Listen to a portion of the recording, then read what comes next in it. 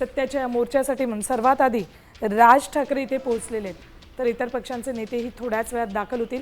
दुपारी 1 ते 4 अशी वेळ मोर्चासाठी दिलेली आहे। उद्धव ठाकरेही थोड्याच वेळात या मोर्चासाठी रवाना होतील। एकीकडे स्टेजवर या सत्याच्या मोर्चासाठी म्हणून जोरदार तयारी सुरू आहे। परवानगी अजून तरी मोर्चाला मिळालेली नाहीये, त्यामुळे काय होणार याची उत्सुकता जरी असली तरी हा मोर्चा मात्र निघणारच आणि सभाही होणारच असा निर्धार मनसेच्या आणि शिवसेनेच्या कार्यकर्त्यांनीही व्यक्त केलेला आहे। तर दुसरीकडे जयंत पाटील, शरद पवार हे सुद्धा मोर्चात सहभागी होणार असल्याचं याआधी सांगितलेलं आहे। तर काँग्रेसकडून हर्षवर्धन सपकाळ प्रदेशाध्यक्ष जरी या मोर्चात सहभागी होणार नसले तरी काँग्रेसचे वरिष्ठ नेते नसीम खान असू देत, बाळासाहेब थोरात असू देत, हे या मोर्चामध्ये सहभागी होणार आहेत। विजय वडेट्टीवार सुद्धा मोर्चात सहभागी होण्यासाठी म्हणून पोहोचत आहेत थोड्याच वेळात। तर महाविकास आघाडीच्या मोर्चामध्ये शेकाप माकपचे नेते सुद्धा सहभागी होणार आहेत। निवडणूक आयोगाच्या भेटीसाठी म्हणून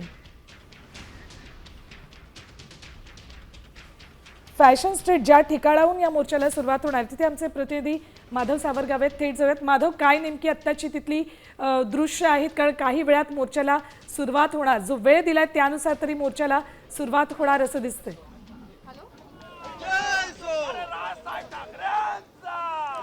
सुवर्ण त्यासाठी कार्यकर्ते आणि पदाधिकारी आता जमायला सुरू झालेले आहे। फॅशन स्ट्रीटचा हा रस्ता आहे आणि या रस्त्यावर वेगवेगळ्या ठिकाणाहून आलेले कार्यकर्ते पदाधिकारी जमलेले आहेत आणि थोड्याच वेळात हा मोर्चा सुरू होईल असं चित्र दिसतं आहे।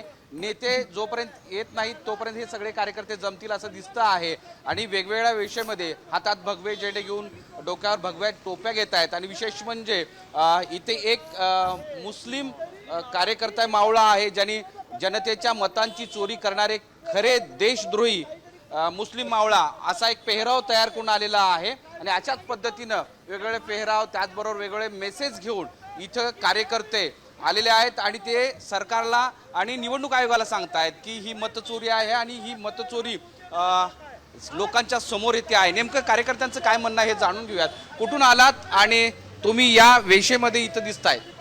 मी संगमनेर शहरावरून आलो, अहिल्यानगर। माझं नाव अजीज मोमीन मुस्लिम मावळा आहे। आता आमचे संयमाचा अंत झालाय। एक तर आर नाही तर पारचे युद्ध होणार आहे। हे सत्याचा मोर्चा नसून हे एल्गार आहे महाराष्ट्राचा।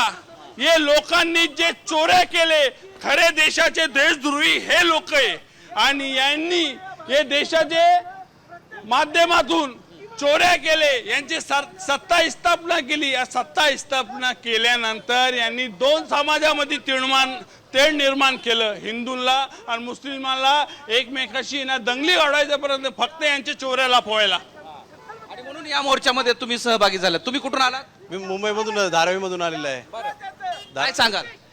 हे सत्याचा विजय करायलाच पाहिजे। आता उद्धव साहेब आपल्या चाललेले आहेत, उद्धव साहेबांनी घेतलेले आहेत, त्याच्या सपोर्टला आम्ही सर्वजण उभा आहे। राज्यभरातले या ठिकाणी कार्यकर्ते राज आणि उद्धव ठाकरे एकत्र येतात। मात्र यायलाच पाहिजे। आज आपल्या मराठी लोकांसाठी किंवा हिंदू लोकांसाठी तर राज ठाकरे आणि उद्धव ठाकरे एकत्र येत असतील तर हे मशीन जे लोट चोरी वगैरे आहे ते सर्वांच्या समोर आलंच पाहिजे ना। बरोबर। आणखी काही कार्यकर्त्यांची पदाधिकारी, तुम्ही कुठून आलात? आम्ही सोलापूरहून आलो। बरं, किती लोक आलेत आणि तुम्ही मनसेचे दिसतायत? मी मनसेचा सोलापूर शहराध्यक्ष आहे। सन्माननीय राजसाहेब ठाकरे यांच्या नेतृत्वाखाली, उद्धव साहेब ठाकरे यांच्या नेतृत्वाखाली या वोट संदर्भात जी चोरीबद्दल जी मोर्चा निघत आहे हे खरोखर हे काळाची गरज होती। सन्माननीय राजसाहेब ठाकरे यांनी 2017 देखील हे जनतेला सांगितलं, आवाहन केलं होतं की उमेदवार हे जनतेला फसवणूक करतील। आज उघड झालेलं आहे।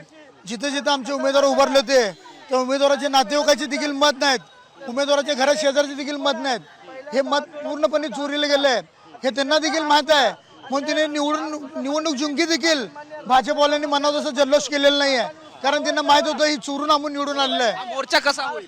निश्चितपणानं न भूतो न भविष्यती असा मोर्चा होणार आहे। वंदनीय शिवसेना प्रमुखांचं जे स्वप्न होतं या महाराष्ट्रातल्या मराठी माणसाला न्याय मिळवून देण्यासाठी दोन्ही भाऊ एकत्र झाले पाहिजेत, हे शिवसेना प्रमुखांचं स्वप्न होतं।